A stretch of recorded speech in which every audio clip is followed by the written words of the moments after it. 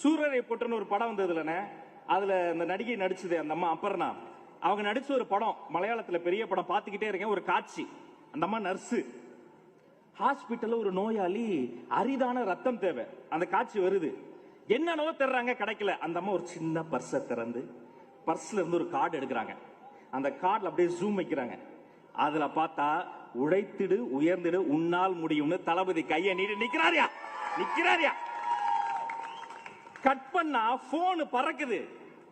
அடுத்த காட்சி, அந்த கேரளா தமிழ்நாடு பார்டர் இருக்கு பாருங்க, 15 பைக்ல பசங்க பறக்குறாங்க, சர் சர் சர்னு. அந்த ஹாஸ்பிட்டல் திகச்சு போய் பாக்குது. நடந்தது அப்படியே அந்த காட்சியில வச்சிருக்காங்க. எதுவுமே பண்ணல. யாரு என்ன சாதி என்ன மதம் யாரு பெத்த பிள்ளைங்க தெரியாது. போய் ரத்தத்தை கொடுத்துட்டு ஒரு ஃப்ரூட்டியை குடிச்சிட்டு, சிஸ்டர் வரேன் சிஸ்டர், வேற எப்ப எங்க யாருக்கு ரத்தம் வேணாலும் விஜய் மக்கள் இயக்கத்தை கேளுங்கன்னு சொல்லிட்டு அங்கிருந்து கிளம்புனாங்களே, யார் பண்ணுவா? அப்படி குருதி கொடையா இருக்கட்டும், ரொட்டி பால் முட்டை திட்டமா இருக்கட்டும், ஒரு அரசாங்கம் செய்ய வேண்டியதையெல்லாம் ஒரு தனி மனிதர் செய்து கொண்டிருக்கிறாருங்க. நாங்கெல்லாம் சின்ன பசங்க எல்லாம் சேர்ந்து நான் ஒரு ரொட்டி வாங்கிக்குவேன், அண்ணன் பால் வாங்கிக்குவாரு, அவங்க முட்டை வாங்கிப்பாங்க, ஒரு குடிசை பகுதிக்கு போவோம், அங்க இருக்க ஏழை குழந்தைகளுக்கு தருவோம். அரசாங்கம் என்ன பண்ணுது?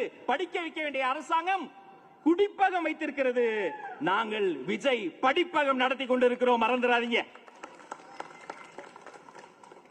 எனக்கு இன்னொரு